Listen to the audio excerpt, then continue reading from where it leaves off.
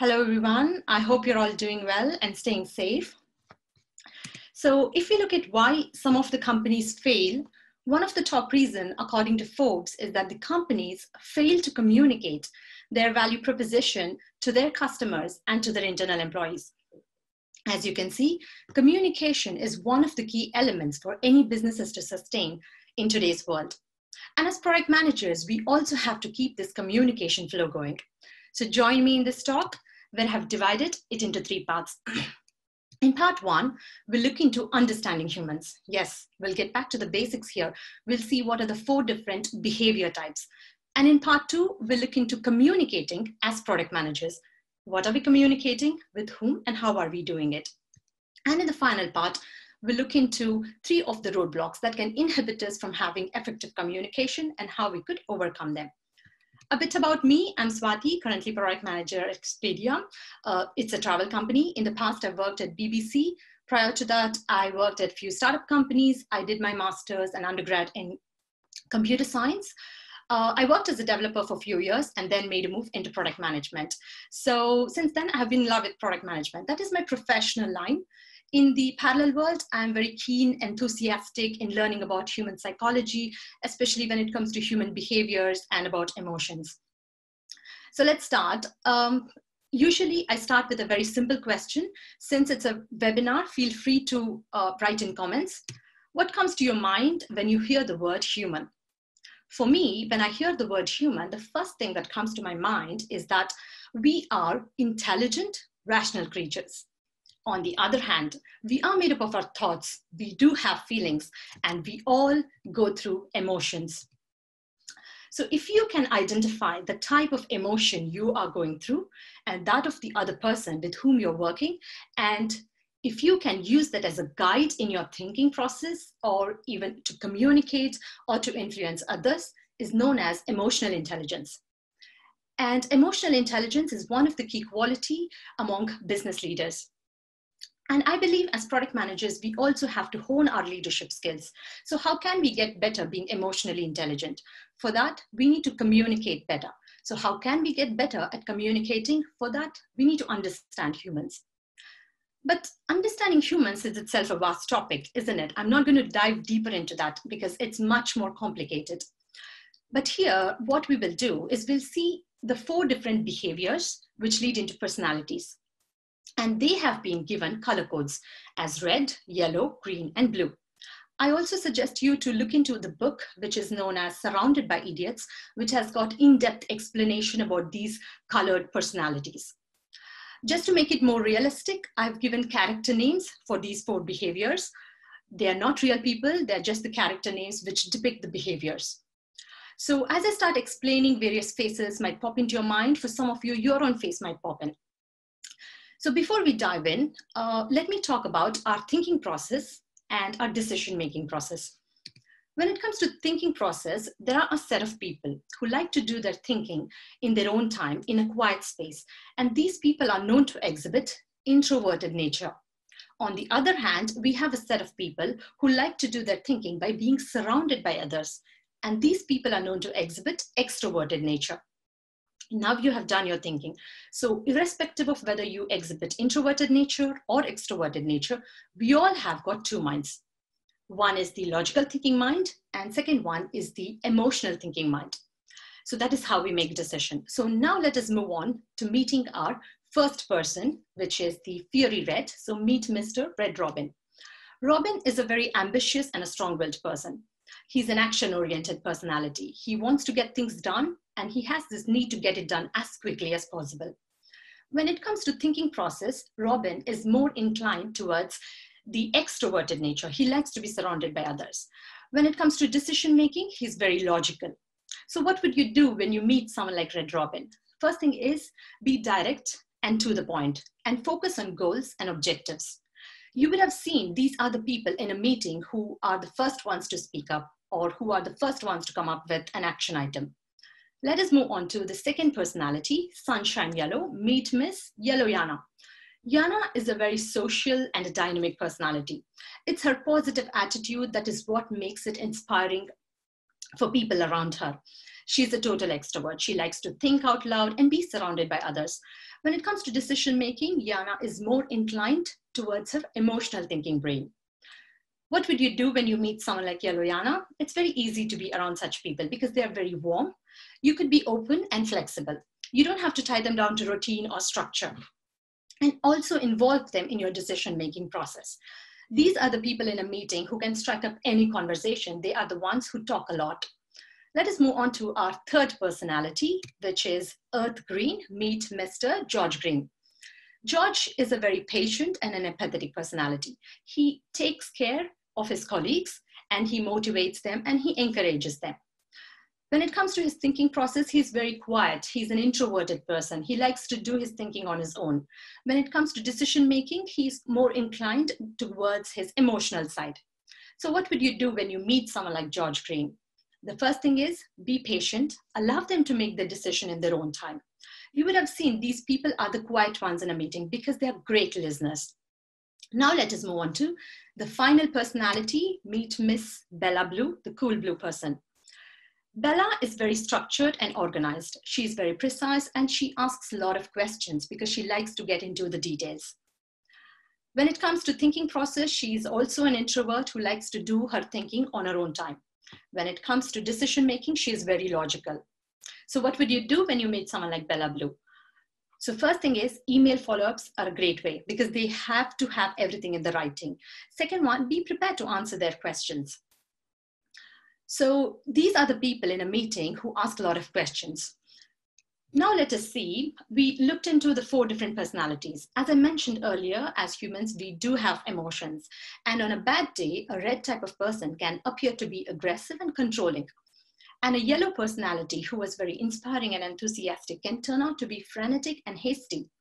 And a green personality who was very empathetic and caring can turn into passive and be stubborn. And the blue, who is very cautious and logical, can become indecisive and stuffy. Now let us move on to the part 2 of this section, communicating as product managers. As product managers, the first thing that we need to communicate at the top level is the product vision or your product North Star. This says, why are you building this product or why are you building a feature?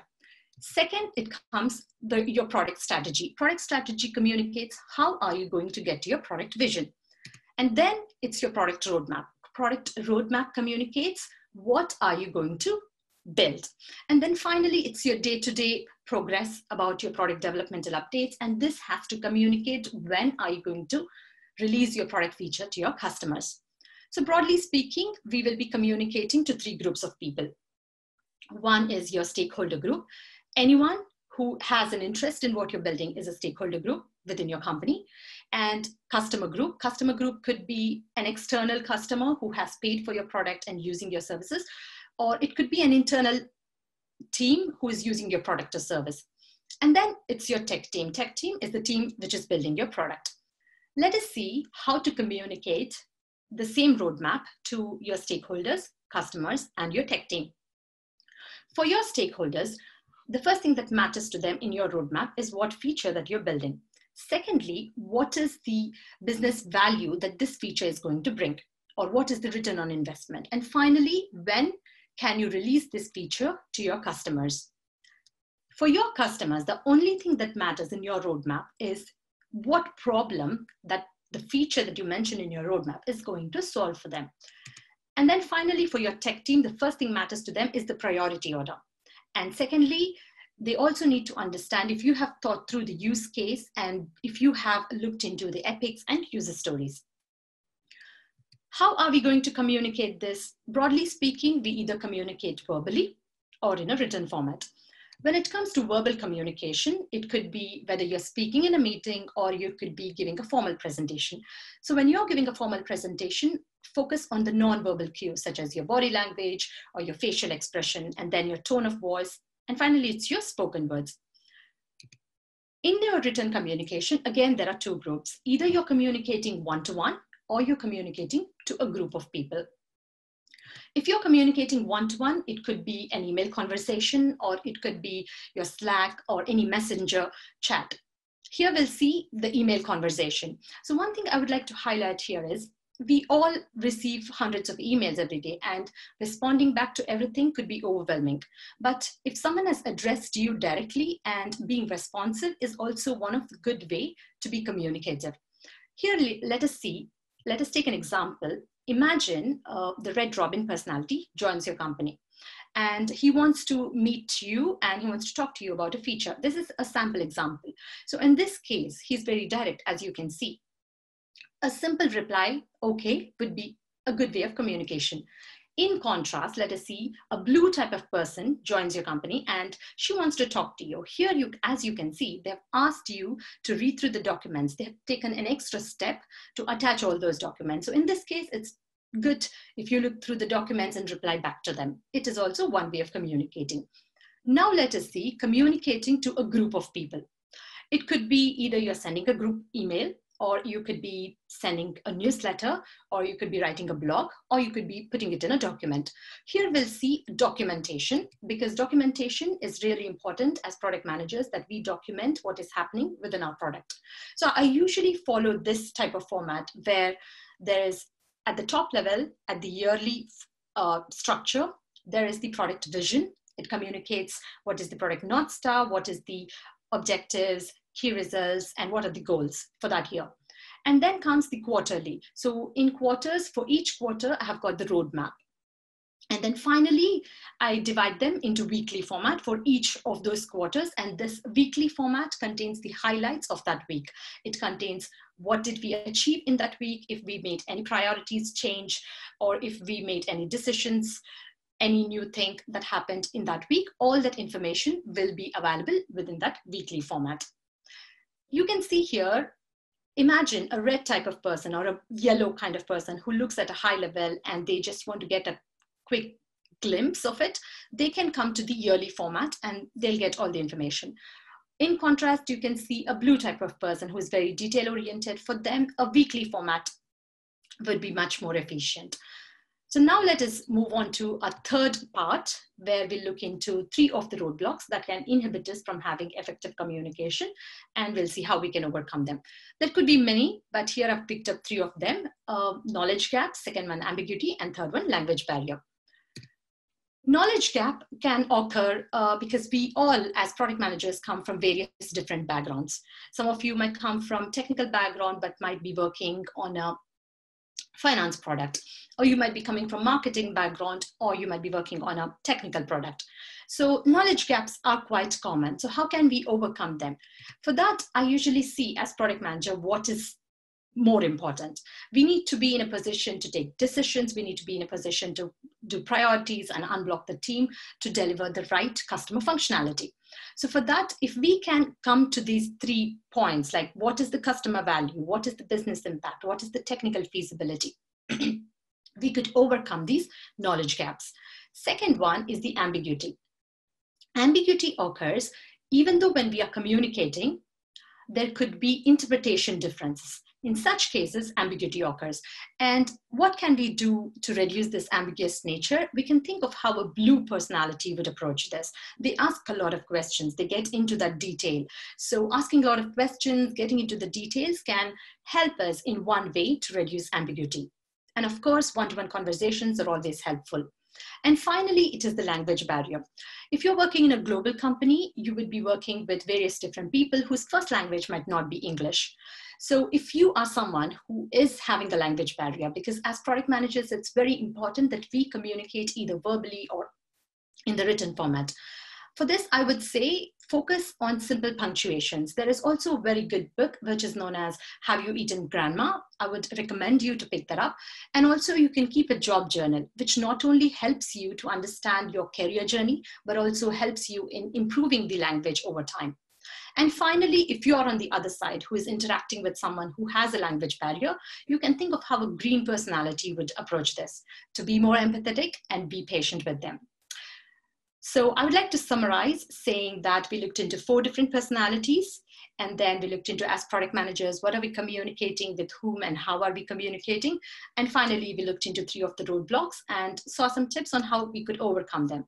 With this, I would like to conclude saying what Ken Norton from Google Venture Partners says, that basically product management is a glue which is holding all those different teams and different people together and keeping that communication flow going. So without this glue, a product will not be successful. So I wish you all the best in your product management journey, and keep communicating. It is okay to over communicate than not to communicate. Thank you and have a good day.